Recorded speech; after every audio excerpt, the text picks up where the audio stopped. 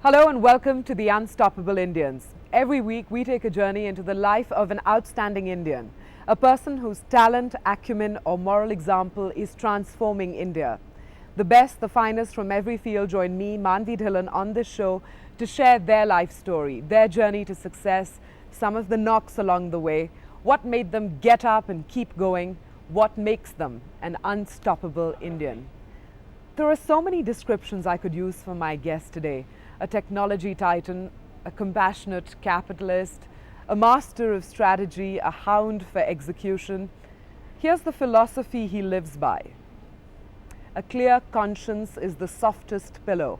It's better to forego $1 billion than a good night's rest. Yes, my guest today is N R Narayanamurthy, Chief Mentor and Chairman of the Board at Infosys Technologies. Mr. Murthy, it's a pleasure to be here at the Infosys campus and of course to be in conversation with you. Thank you for joining us on the Unstoppable Indians. Well, it is a pleasure to be interacting with you. Thank you very much for this opportunity.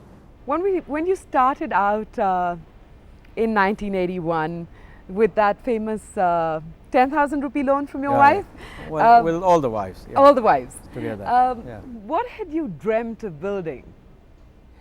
No, frankly, I don't think we dreamt that we would come this far. I don't think we dreamt that we would be 92,000 people.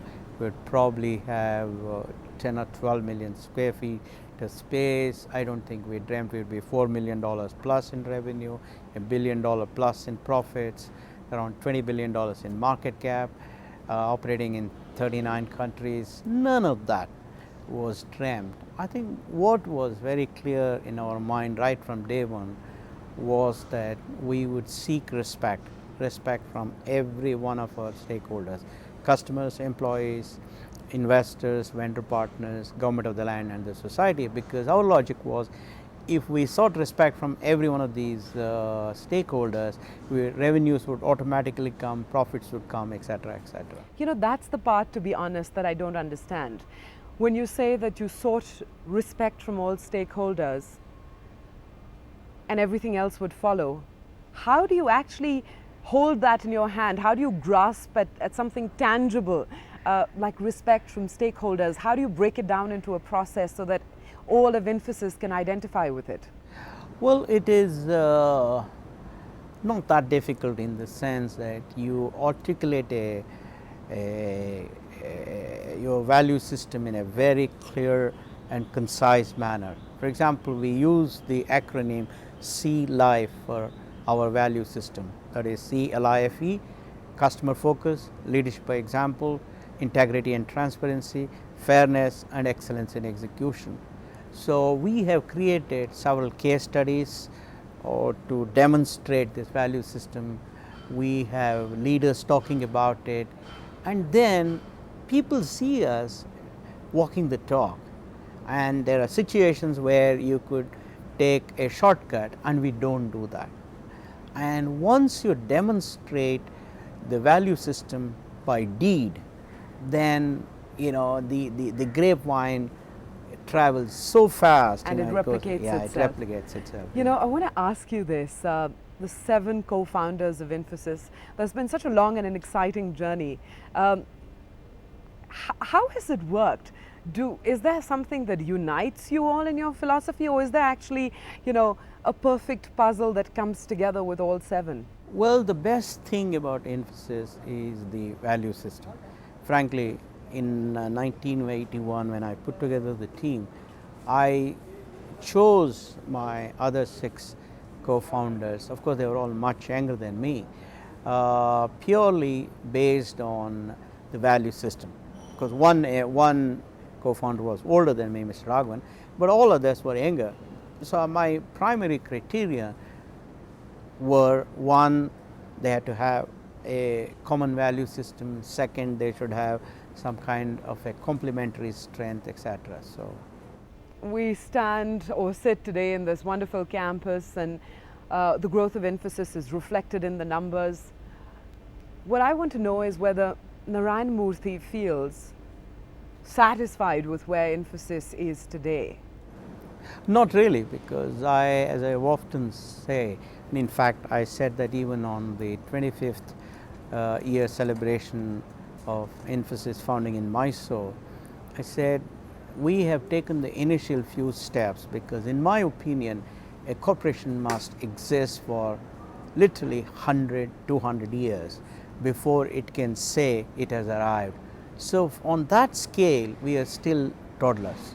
Do you think it's difficult, more difficult now when you call yourself a toddler still? Or was it actually more difficult early on? Does the level of difficulty in managing a company actually increase with scale? I don't think so. I don't think so. I think when we were very small, our resources were limited. There was so much of friction to business in the country. There were all kinds of limitations on us. Today, when we are much bigger, we have a lot more resources, we have a lot more facilities. The friction to business in India is much less. We have much better global exposure, all of that. However, there are different kinds of challenges. So I think you have different sets of challenges in different orbits. What was the worst moment in your career when you look back? Well, certainly there are many, but the one that I would remember very clearly is when we had to let go of a very important colleague of mine on the board. And that was a very difficult situation because I did like him a lot. I have a lot of respect for him even today. He's a wonderful person, very competent, all of that. But then, we had to take the decision, and many people from the industry felt that we were not doing the right thing because he was such a good person in his work. But it was a difficult decision.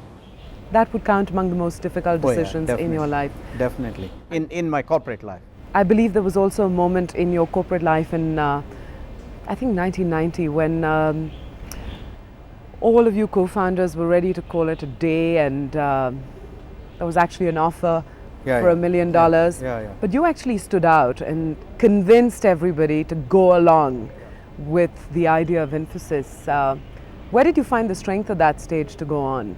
Well, my view was that we had already run this marathon for about 9 years. We had made lots of sacrifices. We had already gotten used to making lots of sacrifices, living very simply. Our wives were very cooperative. They had already given up on us, and then we said from now onwards it should be easy. Why don't we continue a little bit more on this journey? So that was really, there was a lot of upside, but there's hardly any downside. And that's how I, in some way, prevailed upon my colleagues to continue this journey. One is tempted to take so many paths with you, but I do really want to get a sense of the Indian technology industry. And it's played the role of challenger. Now it's achieved a certain scale. Is it time for the challenger to get challenged? Is the challenger getting challenged? Oh yeah, definitely. I think, every day we have new issues, new problems, new challenges. There is no doubt at all. In fact, I would always say that today it's the nimble ones that eat the big ones, right? It's not really, size has value, but not as much value as it used to have 50 years ago or 30 years ago. So in that sense, certainly those corporations which use speed, imagination and excellence in execution are the ones that will survive and succeed. So it is absolutely necessary for us to come out with new ideas, new paradigms. It is necessary for us to keep our employees happy, our customers happy, our investors happy. So I don't think the ride is easy. On a scale of 1 to 10, how would you say you're faring? I would probably say 6. So that leaves some pretty significant headroom. Of course. But remember that we Infosians are not used to giving high marks. So. Out of all your competitors, whether here in India or around the world, is there one that you really admire for embodying the ideals that you would like to see? Oh, I think we have learned a lot from every one of our competitors. There is no doubt at all, and we respect them. One of the articles of faith at Infosys is never ever underestimate your competitors. Always respect them. Learn what you can from them, and that's the way you can beat them. I want to talk a little bit about Infosys, and you know, it's really set the bar on so many fronts. I'm personally very happy that ESOPs were pioneered by Infosys. It was the first Indian company to be listed on a US exchange. Is there any other first that you'd like to see soon?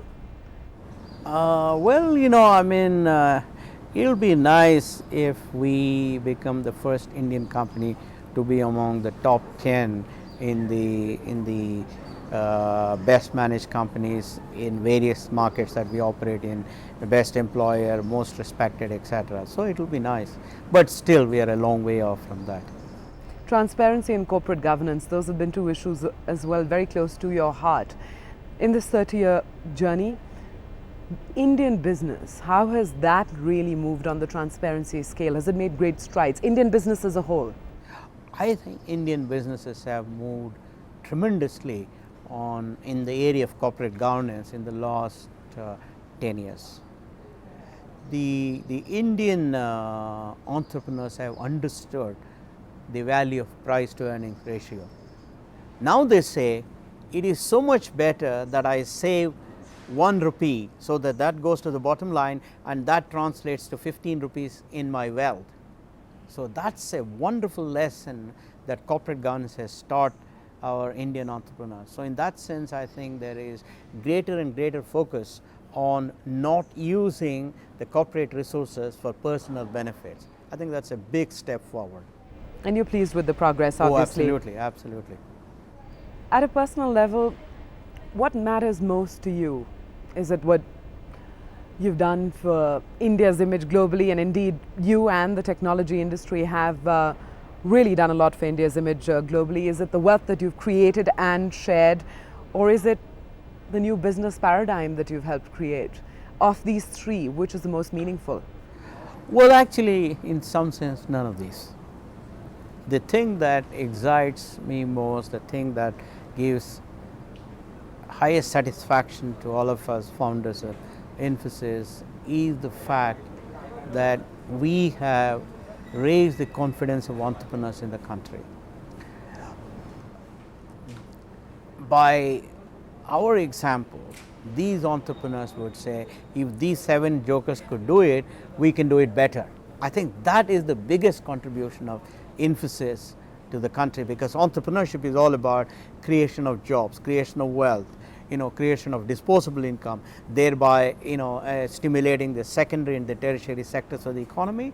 And on that count, I think Infosys has done a pretty good job. And also fostering an entrepreneurial spirit within Infosys. So that's passed on, that spirit, to so many of your employees as well. Oh yes, definitely. Does it bother you that expectations always run so high of Narayanamurthy, of Infosys, and with the expectations always running so high and so consistently high, there's a risk of people around you expecting too much and hence facing disappointment? Does that bother you at all? Not really, because while we take our work very seriously, we don't take ourselves very seriously. All these things would bother a person if he or she were to take himself or herself very seriously. So we don't do that. So. And how does a corporation manage to not take itself so seriously? No, the corporation takes it seriously, but not the individuals. Not the individuals within the corporation. Absolutely.